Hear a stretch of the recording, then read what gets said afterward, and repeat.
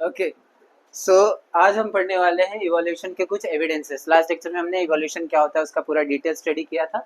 अभी इवोल्यूशन हुआ है, इसके एविडेंस हम पढ़ेंगे, जिसका पहला एविडेंस का नाम क्या है? Morphological evidence. अब मॉर्फोलॉजिकल एविडेंस क्या होता है? मॉर्फोलॉजिकल एविडेंस जो था वो एक्सटर्नल स्ट्रक्चर, क्या एक्सटर्नल स्ट्रक्चर को देख रहा था, उसमें सिमिलैरिटीज देख रहा था। एक्सटर्नल स्ट्रक्चर में क्या देख रहा था? सिमिलैरिटीज। ठीक है, तो जैसे अगर हम बात करें एनिमल्स की, किसकी बात करें? अगर हम एनिमल्स की बात करें तो उसमें कुछ सिमिलैरिटीज थी। क्या थी सिमिलैरिटीज? याद है ना? Structure of mouth, position of eyes, position of nostrils, और क्या था? ईयर। ठीक है ना? ये सारे जितने भी एनिमल्स हैं इस धरती पे, जितने भी एनिमल्स हैं उन सब में ये जो स्ट्रक्चर है, माउथ का, आईज का पोजीशन, नॉस्ट्रिल का पोजीशन या स्ट्रक्चर और ईयर पिना, ये सब में क्या है? सेम ही दिखता है, सिमिलैरिटी ही है, सिमिलर ही है एक दूसरे से। ये सभी एनिमल्स की बात कर रहा हूँ। और अगर हम प्लांट्स की बात करें तो प्लांट्स में क्या होते हैं? लीफ होते हैं, पत्ते।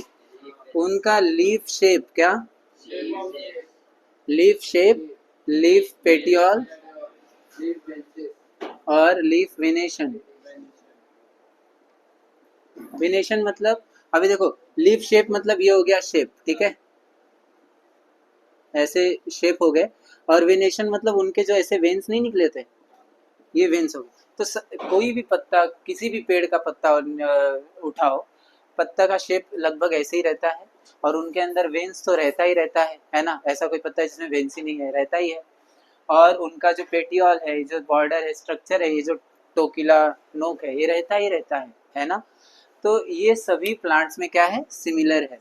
तो प्लांट्स में सारी चीजें सिमिलर है, चाहे कोई भी प्लांट्स हो। एनिमल में ये सारी चीजें सिमिलर है, चाहे कोई भी एनिमल हो। इसका मतलब ये होता है कि जितने भी एनिमल्स हैं या प्लांट्स हैं, वो एक ही ओरिजिन से एग्जिस्ट हुए, बिलोंग इवॉल्व हुए हैं। क्या हुए हैं? जितने भी एनिमल्स हैं वो इवॉल्व हुए हैं सेम ओरिजिन से। कहाँ से? आई बात समझ में? एनिमल्स बोल लो या प्लांट्स बोल लो, प्लांट्स भी सेम ओरिजिन से इवॉल्व हुए। आज जो हम देखते हैं कि जानवर की अलग अलग प्रजातियां हैं, ये सभी, हम भी एक जानवर ही हैं, तो हम लोग भी, और बाकी जितने जानवर हैं उन सभी के सभी जो प्रजातियां हैं वो सब किसी एक ही ओरिजिन से आई हैं। इसका मतलब ये हुआ। ये कौन सा एविडेंस है? Morphological evidence. ठीक है, ओके। सो सेकेंड एविडेंस है एनाटॉमिकल एविडेंस। जो अभी देखो, मॉर्फोलॉजिकल में हम कहा क्या देख रहे थे? External structure. क्या देख रहे थे? अभी जो एनाटॉमिकल है वो इंटरनल स्ट्रक्चर देखता है। क्या देखता है? इंटरनल स्ट्रक्चर में सिमिलैरिटीज को देखता है। क्या करता है? ओके। अब यहाँ पर उन्होंने किसका किसका एग्जाम्पल लिया है? पहला कौन है? ह्यूमन हैंड, है ना? Human hand. दूसरा कौन लिया है उन्होंने? ऑक्स का, बैल का पैर, है ना? बैल का पैर लिया। और तीसरा क्या है? वेल का फ्लीपर लिया है, वेल फ्लीपर। और चौथा क्या लिया है? Bat patagium and what? Bat patagium. ये जो चारों लोग उन्होंने हमें बुक में भी लिया था, तो बुक में भी यही चारों का नाम दिया है। इन ये दिखते अलग हैं, लुक्स डिफरेंट, है ना? अब इंसान और बैल क्या सेम तरह दिखते हैं? तुम्हारी बात नहीं कर रहा हूँ, लेकिन इंसान और बैल अलग अलग दिखते हैं। अभी इंसान अलग, बैल अलग, वेल, मछली, ये भी एनिमल्स है, चारों के चारों एनिमल्स है। चमगादड़ भी जानवर ही है, सब चारों जानवर हैं। तो क्या चारों एग्जैक्टली सेम दिखते हैं? क्या नहीं। हाँ, मॉर्फोलॉजिकल में बात करें तो हाँ, आंखें हैं, नाक है, ये सब है, वो बात अलग है। लेकिन एनाटॉमिकली अगर बात करें तो क्या ये सब सेम दिख रहे हैं? नो, दे लुक्स डिफरेंट, वो अलग अलग दिख रहे हैं। और उनके फंक्शन भी क्या है? And have different function. What?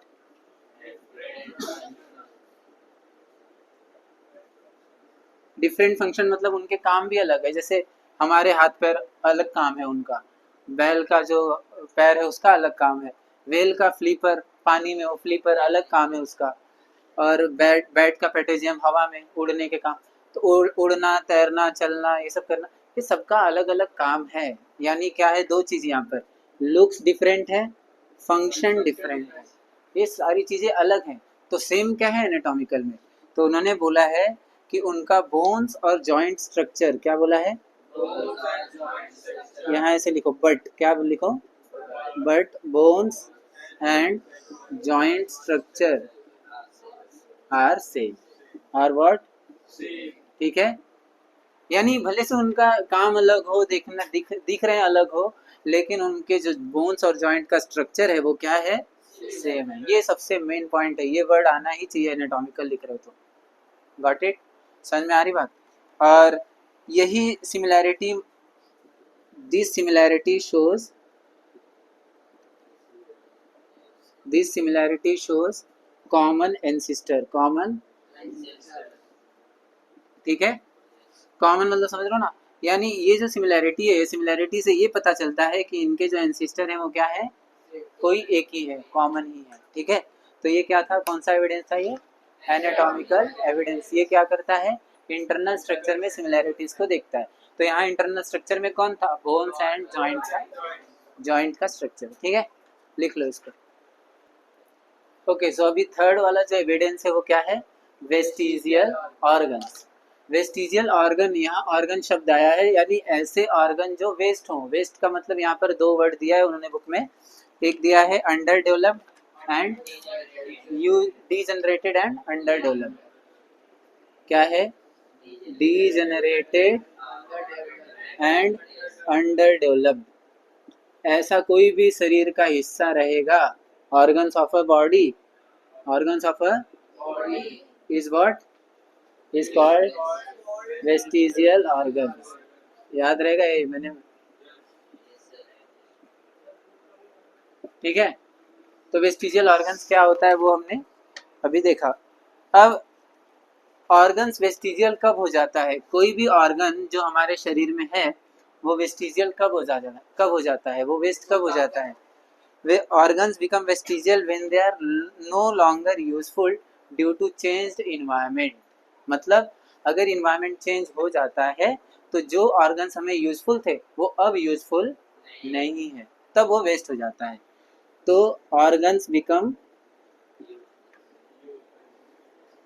Become vestigial, organ vestigial बन जाता है कब, when the organ, when that organ is no longer useful in the changed environment, ठीक है। अब ध्यान दो, देखो क्या प्रकृति जैसी पहली थी अभी भी वैसी है, क्या तापमान में बदलाव नहीं हुआ, क्या रहने खाने पीने सब में क्या बदलाव नहीं हुआ, बहुत सारा बदलाव हुआ। हमारा सोसाइटी बदल रहा है, हमारा सिविलाइजेशन बदल रहा है, तो ये हमारा इन्वायरमेंट बदलते रहता है, क्या होता रहता है। तो चेंजिंग इन्वायरमेंट में जो उस समय हमारे लिए ऑर्गन्स यूजफुल था वो अब के कंडीशन में, अब के इन्वायरमेंट में नो लॉन्गर यूजफुल, क्या बोलेंगे।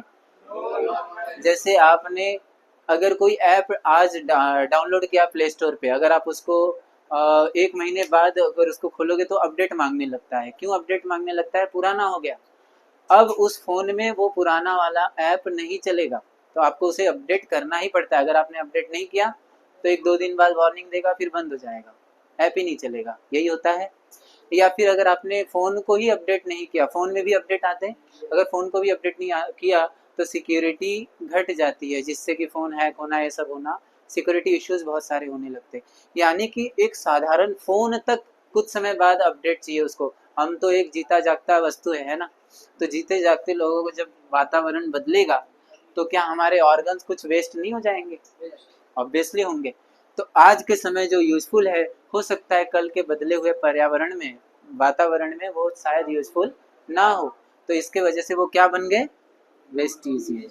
तो ये बात एग्जाम में लिखना ऐसे ही, organs become vestigial when they are no longer useful in where in the changed environment, ठीक है। जब इन्वायरमेंट बदलेगा तब उस कुछ ऑर्गन होंगे, सब ऑर्गन नहीं, कुछ ऑर्गन होंगे जो कि यूजफुल नहीं होंगे, ऐसे कारण में हम उसे वेस्टिजियल, जैसे मैंने लास्ट टाइम बताया था, जैसे हमारा जो अक्कल दांत है, विजडम टीथ, वो पहले के लोगों को कच्चा मांस चबाने के लिए, खाने के लिए, वो ऐसे ये वाला दांत बहुत मजबूत रहता है ना, इससे कोई भी चीज फोड़ सकते हो, है ना।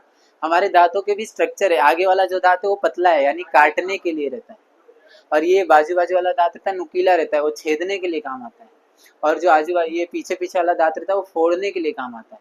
तो हर एक चीज का एक प्रॉपर फंक्शन है, हमारे दांतों का भी पोजीशन मतलब एकदम स्ट्रक्चर मजबूत है। तो वैसे ही हमारे जो अक्कल दांत है वो पहले जैसे हड्डियां बड़ी बड़ी होती थी, जो बड़े मांस होते थे, बड़े जानवर होते थे, उनको जब खाते थे ना तो यहाँ से नहीं खाते थे, ऐसे खाते थे।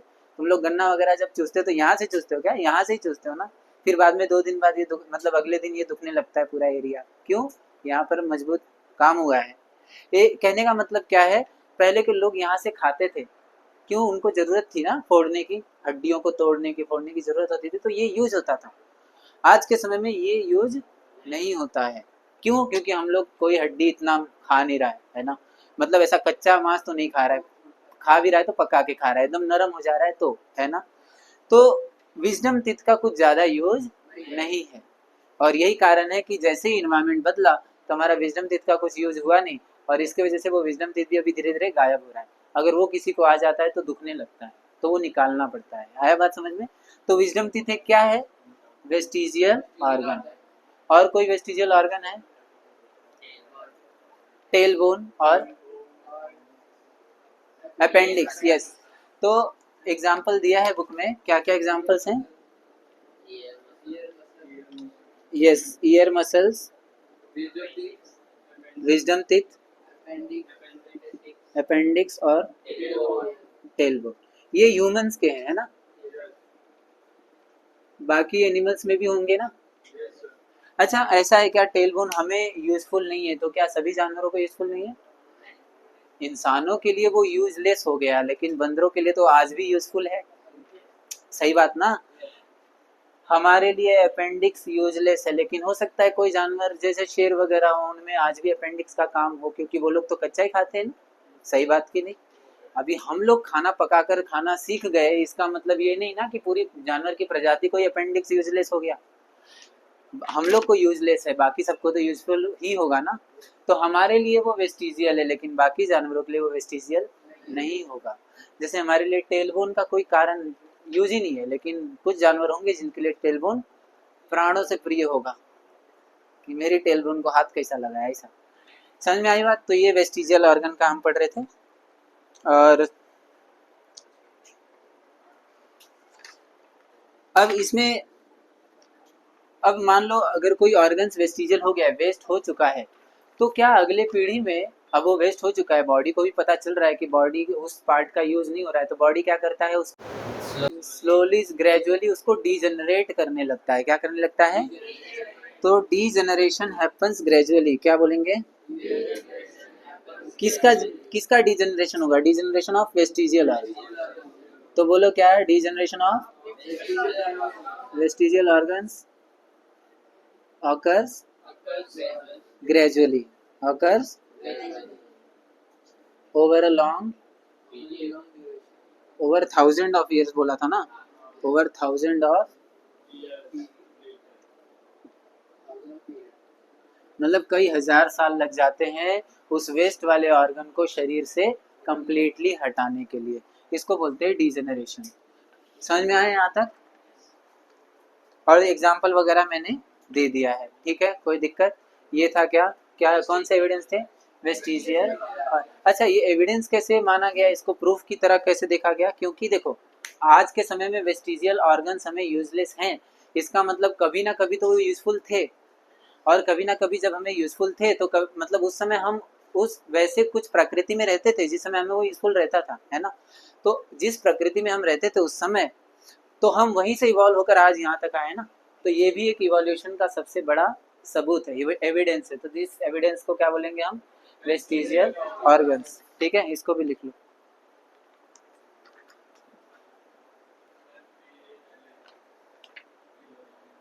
Okay, so next evidence that we are going to study is palaeontological evidence, fourth evidence है ये, कौन सा नाम है? पैलेंटोलॉजिकल। अब पैलेंटोलॉजिकल क्यों नाम दिया इसके बारे में भी हम पढ़ेंगे। सबसे पहले हम इसके बारे में जानेंगे कि फॉसिल क्या होता है। फॉसिल यानी कि रिमेन, फॉसिल को तुम्हारे बुक में जो डेफिनेशन दिया है वही को लिखना। Fossils are remains and impression of the ancient organisms preserved underground. देखो जानवर लोग, कोई भी तूफान आ गया, आंधी आ गया या कुछ ऐसे प्रॉब्लम हो गए, तापमान बढ़ गए जिसकी वजह से वो मर जाते हैं। अब मर जाते हैं तो उसके वजह से क्या होता है, जमीन का लेयर उनके ऊपर आते जाता है और वो जमीन के अंदर धंसते जाते हैं समय के बाद। तो जब जमीन के अंदर ये जीव जब धंस जाते हैं तो कुछ समय बाद जब खोदते समय जब इन जीवों का कुछ हिस्सा मिलता है, उसी हिस्से को हम क्या बोलते हैं? फॉसिल। क्लियर? तो फॉसिल क्या है? Remains and impression. क्या है? Remains and impression of the ancient organism. Of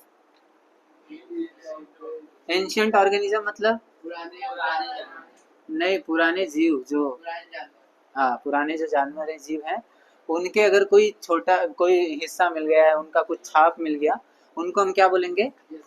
fossil. और ये कहाँ मिलेंगे? अंडरग्राउंड। कहाँ? ठीक है यहाँ तक। अब फॉसिल के बारे में पढ़ लिया। तो fossil they form due to natural disaster. अब ये क्यों मरते हैं ये लोग, ये एंशिएंट ऑर्गेनिजम्स क्यों? क्योंकि because of floods, earthquakes and volcanoes. कुछ भी प्राकृतिक आपदा, क्या बोलते हैं? नेचुरल डिजास्टर, जो भी हो सकता है, उन डिजास्टर के वजह से क्या हो सकता है, ये मर सकते हैं। अब इनका स्टडी करना बहुत जरूरी है। Study of fossils helps in evolution.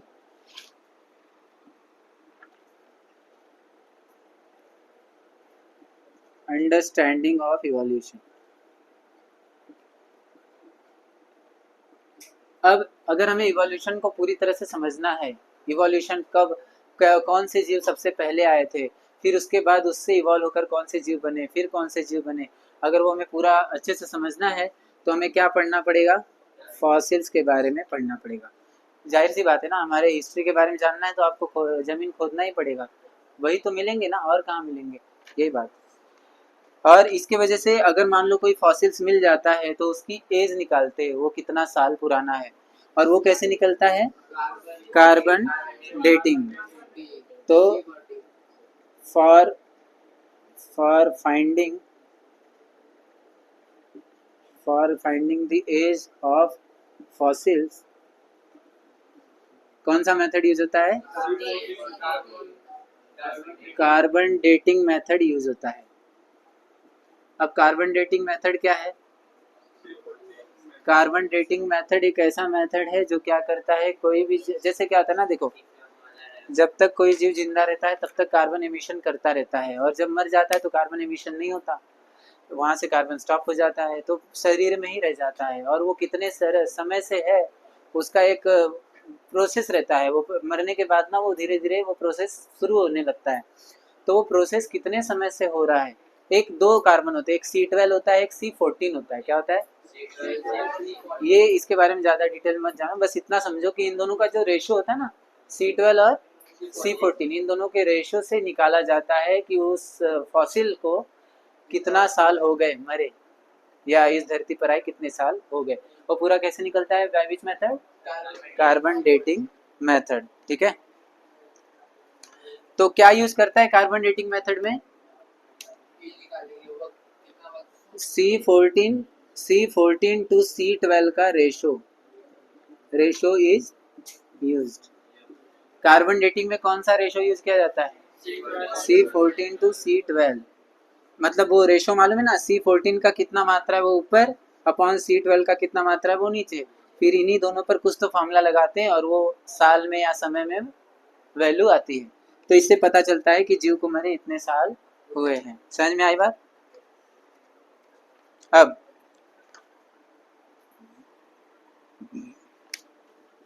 ये जो कार्बन डेटिंग है ना, ये कार्बन डेटिंग ये एक साइंस का एक फील्ड है, उसका नाम है पैलेंटियोलॉजी। क्या? दिस मेथड इज यूज्ड इन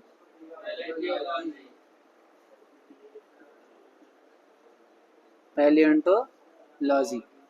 जैसे अभी तुम लोग कुछ ब्लड टेस्ट वगैरह कुछ करने जाते हो तो एक पैथोलॉजी होती है, जूलॉजी, ऐसे एक बायोलॉजी का जो एक फील्ड होता है ना उसको लॉजी लॉजी लास्ट में लगा के बनाते। तो ऐसे एक यहाँ पर है पैलियोंटोलॉजी।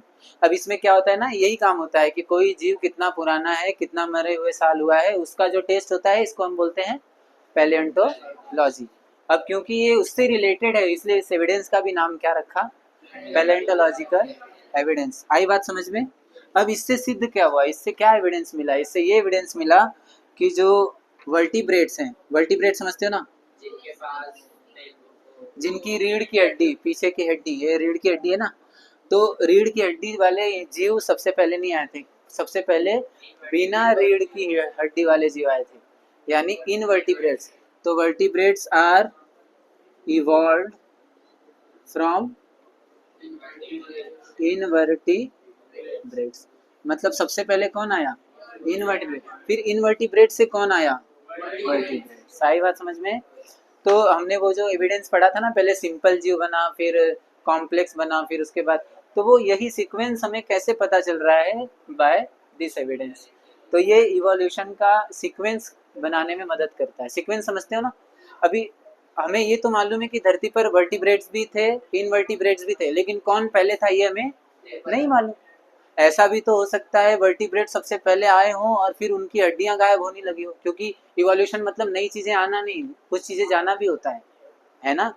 तो उसका प्रॉपर सीक्वेंस का हमें प्रूफ था क्या कुछ हमारे पास? वो प्रूफ देने वाला कौन सा एविडेंस है, कैलेंडर।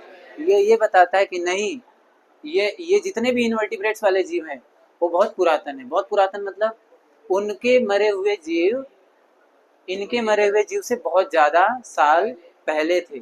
मतलब ये सिद्ध हो गया कि ये जीव सबसे पहले आए धरती पर, इनवर्टिब्रेट्स वाले। फिर उनसे धीरे धीरे जब धरती आगे बढ़ा तब जाके वर्टिब्रेट्स वाले जीव आए। तो ये बताने वाला कौन सा एविडेंस है, पैलियोंटोलॉजी। इसमें आपको एग्जाम में क्या आ जाएगा, एग्जाम में व्हाट आर फॉसिल्स, फॉसिल्स क्या होता है वो बताओ, तो इसका डेफिनेशन पूछेगा। और फॉसिल का स्टडी करना क्यों जरूरी है, क्यों? क्योंकि उससे हमें इवोल्यूशन की अंडरस्टैंडिंग मिलती है। ये बात लिखना, तुम्हारे टेक्स्ट बुक में भी दिया है। अब तुम्हें फिल इन द ब्लैंक्स में आ सकता है कि एज निकालने के लिए फॉसिल्स का कौन सा मेथड यूज किया जाता है, तो you have to write carbon dating method is used. अब उसमें कौन से रेशो का यूज किया जाता है या क्या किया जाता है, तो C14 to C12 का रेशो यूज किया जाता है। और ये मेथड को यूज किया जाता है पैलियोंटोलॉजी में, इसलिए इसका नाम पड़ा। और इससे ये सिद्ध होता है कि इनवर्टिब्रेट सबसे पहले आए, वर्टिब्रेट्स उसके बाद आए। समझा सबको? इसको लिखो। ओके, सो नेक्स्ट वाला एविडेंस है, इसका नाम क्या है, कनेक्टिंग लिंक्स। कनेक्टिंग लिंक क्या होता है? कनेक्टिंग लिंक मतलब देखो, दो चीज कोई तो है ना, उसको कोई तो एक ऐसा है जो थोड़ा सा इसकी तरह भी दिख रहा है, थोड़ा सा इसकी तरह भी दिख रहा है, तो ये दोनों को कनेक्ट करने वाला जो फीचर है, ये इसमें कुछ फीचर इसके जैसा होगा और कुछ फीचर इसके जैसा होगा। जैसे हमने बात मेंढक की थी, तो मेंढक की जो बात किया था वो पानी में भी रहता है, जमीन पे भी रहता है, यानी एम्फीबियन की तरह भी रहता है और मैमल की तरह भी रहता है। मैमल वो जो चलते हैं वैसा सरफेस, और एम्फीबियन वो जो पानी में रहते हैं। तो वो पानी में रहने वाले जीव की तरह भी फीचर दिखा रहा है मेंढक, और जमीन पे चलने वाले, तो इसलिए मेंढक को हम क्या बोलेंगे कि वो क्या है, कनेक्टिंग लिंक है। किसके बीच में, मैमल और एम्फीबियन के बीच में। ठीक है, तो कनेक्टिंग लिंक होता क्या है, कनेक्टिंग लिंक वो ऑर्गेनिज्म होते हैं, ऑर्गेनिजम्स क्या है, organisms which shows similarities, which shows, बोलो सब लोग, which shows a features of two different groups,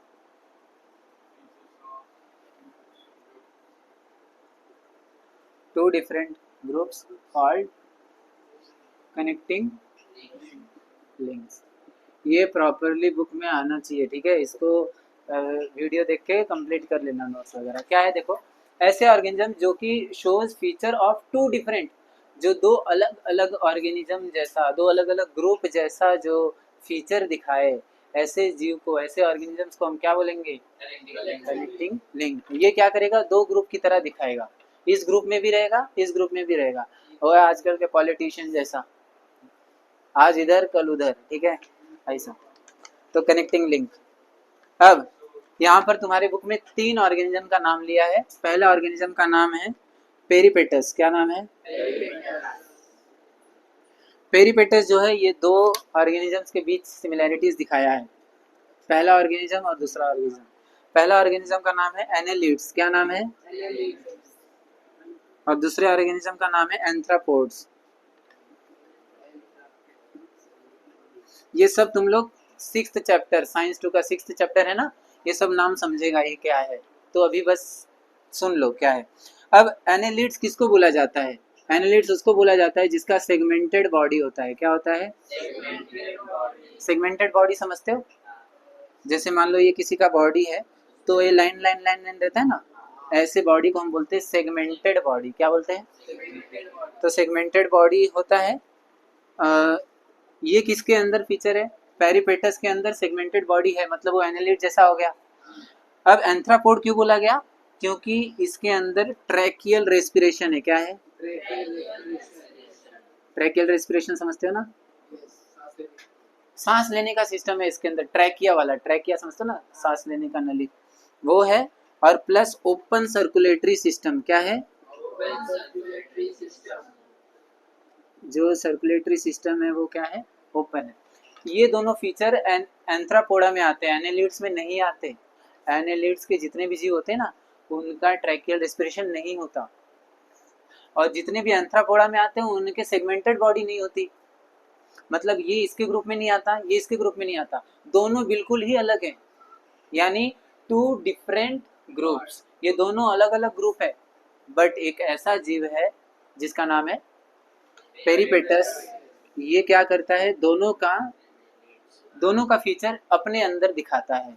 annelids की तरह उसका बॉडी सेगमेंटेड है, और एंथ्रापोडा की तरह उसका ट्रैकियल रेस्पिरेशन है, प्लस ओपन सर्कुलेटरी सिस्टम। समझ में आया किसको बोलते हैं कनेक्टिंग लिंक्स? अगर एग्जाम में आया तो आपको लिखना है peripatus is a connecting link between annelids and arthropods. Annelids में क्यों है? Because of segmented body. और एंथ्रापोड्स में क्यों है? Because of tracheal respiration and open circulatory system. ये आपको बुक में दिया है, टेक्स्ट बुक में मार्क करोगे दिखेगा। ये मैं बस नोट्स बना के दे रहा हूँ। और दूसरा जो जीव आपके अंदर ये टेक्स्ट बुक में दिया है वो है डक बिल्ड प्लेटिपस। ठीक है,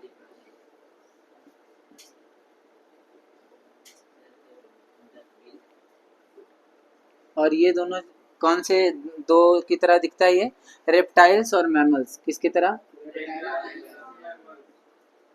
अब रेप्टाइल्स और मैमल्स क्या होते हैं?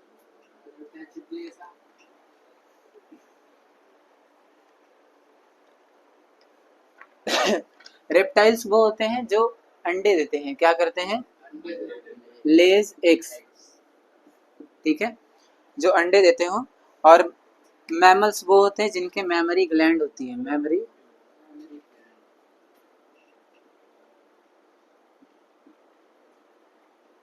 ठीक है, मेमोरी ग्लैंड्स। अब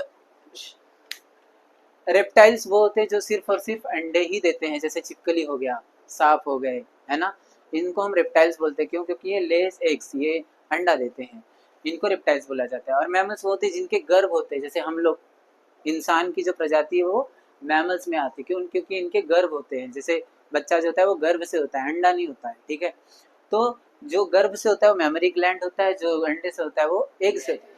अब ये ऐसा जीव है डक बिल्ड प्लेटिपस, जिसके अंडे भी आते हैं और गर्भ भी होता है। सोचो, एक ऐसा जीव भी है जिसके दोनों सिस्टम है। समझ में आई बात? तो इसलिए ये जो ऑर्गेनिज्म है ये कनेक्टिंग लिंक है बिटवीन रेप्टाइल्स एंड मैमल्स। तो मुझे लगता है अच्छे से एग्जाम में लिख लोगे कि why it is connecting link, because it shows similarities between this reptiles and mammals. Reptiles में क्यों? Because it Lay's eggs. And mammals में क्यों? Because it has memory gland. देखो, अब ऐसा नहीं कि वो फिर सर करती क्या है, वो अंडा देती है, गर्भ होता है। तो अब देखो, वो देती अंडा ही है, ये जो डक बिल्ड प्लेटिपस है ये अंडा ही देती है, लेकिन उसके शरीर के अंदर मेमोरी ग्लैंड भी है। अब वो गर्भ से बच्चा नहीं होता, लेकिन है उसके पास। समझ में आई बात? लेकिन वो देता अंडा ही है। ठीक है, चल अब जो लास्ट वाला जो दिया है ऑर्गेनिज्म उसका नाम है लंगफिश। क्या है? इसके बारे में तो मैंने बताया ही था, है ना। अब ये कौन से दो डिफरेंट ग्रुप के बारे में बताता है, समझ में आ रहा है ना? कौन से दो ग्रुप हैं? एक है फिश, फिश और एम्फीबियन। क्या?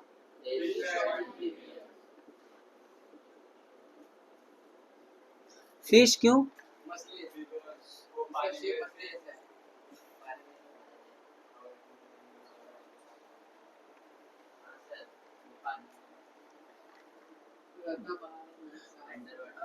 अब देखो ये ना एम्फीबियन, एम्फीबियन वो जो पानी में रहता है, तो ये पानी में तो रहती है, लेकिन फिश क्यों बोला? फिश एक वाटर सर्वाइवल में जो रहता है, वाटर के कंडीशन में, वो फिश की तरह ही है। उसका जो स्ट्रक्चर है, उसका बुक में शायद दिया है, देखो बुक में एक उसका डायग्राम दिया है, दिख रहा है? हाँ, तो वो फिश की तरह ही दिखता है, ठीक है। उसके जो स्ट्रक्चर है, उसका जो बॉडी है, वो फिश की तरह है। बट वो किसकी किसके किसके वजह से सांस लेती है? लंग्स की वजह से। इसके पास लंग्स होता है। क्या होता है?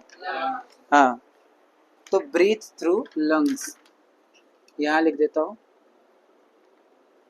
ब्रीथ थ्रू लंग्स, ठीक है। अब ये फिश क्यों है? क्योंकि इसका बॉडी जो है वो किसकी तरह है? मछली की तरह है। एम्फीबियन ये वाटर में रहती है, ठीक है, वाटर सर्वाइव, वाटर में सर्वाइव करती है। हाँ, लेकिन लेकिन ये जो सांस लेती है वो किससे लेती है? लंग से लेती है, ठीक है एम्फीबियन, लेकिन सांस लंग्स से लेती, ना कि गिल्स से। मछलियों को गिल्स होता है, लेकिन ये ऐसी मछली है जिसको गिल्स नहीं है। क्या है? लंग्स है। तो समझा कनेक्टिंग लिंक आया, ये अच्छे समझा रहेगा। क्या ये पांचवा कौन सा? हाँ, पांचवा एविडेंस। ऐसे ऑर्गेनिज्म जो दो डिफरेंट ऑर्गेनिजम्स के बीच में सिमिलैरिटीज दिखाए, उसको बोलते हैं कनेक्टिंग लिंक्स। अब एग्जाम्पल में लिख सकते हो एग्जाम में भर भर के, पेरिपेटस, डकबिल, प्लेटिपस और लंगफिश। अब इनके कौन कौन से नाम है वो भी याद रखना, नोट्स में बना लेना, ठीक है, स्क्रीनशॉट ले लेना इसका। ओके, सो सिक्स्थ एविडेंस हम पढ़ रहे हैं, लास्ट एविडेंस है ये, एविडेंसेस ऑफ इवोल्यूशन टॉपिक का सबसे last evidence, that is embryological evidence. अब एक ऐसा एविडेंस है जिससे कि किसी को भी साइंटिफिकली प्रूव हो जाएगा कि हाँ सारे जीव पहले क्या थे? सेम थे। तो इसमें क्या किया गया ना, ये दिख रहा है कितने सारे जीव हैं? फिश है, सैलामेंडर है, टॉर्टोइस है, चिकन है, पिग है, काऊ है, रैबिट है और मैन है। इतने सारे जीव थे। इन सभी जीवों का जब ये जब डेवलपमेंट स्टेज पे थे, जब ये बन रहे थे, इनका जो शरीर बन रहा था, उस समय इनको तीन स्टेज में बांटा गया। डेवलपमेंट स्टेज जब उनका इनिशियल स्टेज था, एकदम शुरुआती स्टेज, स्टेज 1, स्टेज 2 और लास्ट में स्टेज 3। तो इन तीनों स्टेज को उनको अलग अलग किया गया। तो ऐसा पाया गया कि जो इनिशियल स्टेज है इन सभी जीवों का, क्या, अब ये सभी के सभी एनिमल्स में आते हैं। तो एनिमल्स होने के बाद देखो इनिशियल स्टेज ये सारे एनिमल्स का एक्सट्रीमली सिमिलर है। क्या है? ऐसा भी नहीं सिमिलर, एक्सट्रीमली सिमिलर है, कि मतलब ये सब एकदम सेम दिख रहे हैं हूबहू।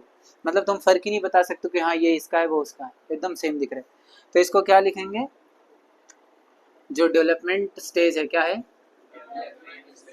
Developmental stages of various vertebrates, of vertebrates shows what? Extreme similarity. समझ में आई बात? यानी कि स्टार्टिंग के स्टेज में जब वो डेवलप हो रहे थे, तो डेवलपमेंटल स्टेज में बहुत सारे वर्टिब्रेट क्या दिख रहे थे? एक्सट्रीम सिमिलर दिख रहे थे during their initial stage. And those similarities, और वो सिमिलैरिटीज क्या बाद में रही कि गायब हो गई? दो सिमिलैरिटीज डिक्रीजेस, वो सिमिलैरिटीज कम होते गई ग्रेजुअली। क्या क्या वो सिमिलैरिटीज हर जगह सेम ही थी? स्टेज 2 में भी क्या सिमिलर ही दिख रहे? थोड़ा बहुत दिख रहे होंगे। स्टेज 3 में देखो, अभी स्टेज 3 में तो एकदम ही अलग अलग हो गए। यानी कि जैसे जैसे आगे बढ़ते गए वो सारी सिमिलैरिटीज क्या होती गई? चेंज नहीं, कम होते गई, वो सिमिलैरिटीज कम होते गई, ठीक है। अब यही सिमिलैरिटीज, दिस सिमिलैरिटीज, यही जो सिमिलैरिटीज दिखाया ना in the initial stage, in which stage? ये इनिशियल स्टेज पर जो सिमिलैरिटीज था, ये क्या इंडिकेट करता है?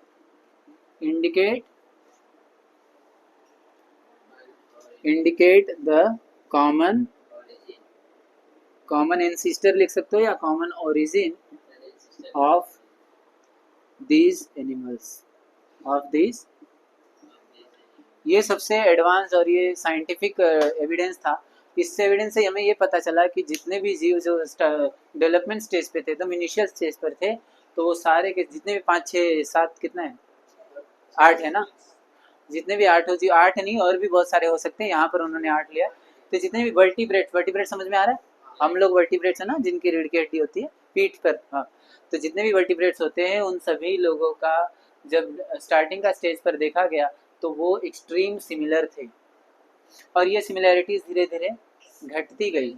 इसका मतलब ये होता है कि शुरुआत में तो सेम थे, यानी कहीं ना कहीं हम जो जितने सारे जीव आज अलग अलग हुए हैं, ये कुछ समय पहले हम क्या थे, सेम ही थे, हम एक ही ओरिजिन से अलग अलग आज हुए हैं। ठीक है, तो ये एक लास्ट और फाइनल एविडेंस था, जिसका नाम क्या रखा, एम्ब्रियो। और एम्ब्रियो मतलब पता है, एम्ब्रियो इसका नाम एम्ब्रियो क्यों रखा? एम्ब्रियो का मतलब होता है गर्भ। क्या होता है? गर्भ, एम्ब्रियो। ठीक है, तो जो एम्ब्रियो होता है वो गर्भ गर्भ में वो जो जीव है वो कैसा दिख रहा है, वहां से चलो देखते। तो वहां जब देखा गया तो पता चला कि भैया ये तो सब सेम ही दिख रहे हैं। बाहर आने के बाद पता चल रहा है अच्छा ये अलग है, हाँ ये छिपकली का बच्चा है, ये जानवर इसका है, वो इसका, ये बाद में पता चला, लेकिन जब गर्भ में थे तो क्या थे, एकदम सेम ही थे। समझ में आया? तो आई होप ये पूरा इवोल्यूशन के 6 एविडेंसेस अच्छे समझे रहेंगे, और कोई डाउट रहेगा तो नेक्स्ट लेक्चर में पूछना, और इसके प्रॉपर नोट्स बना के मुझे नेक्स्ट लेक्चर में दिखाना। ठीक है, चलो।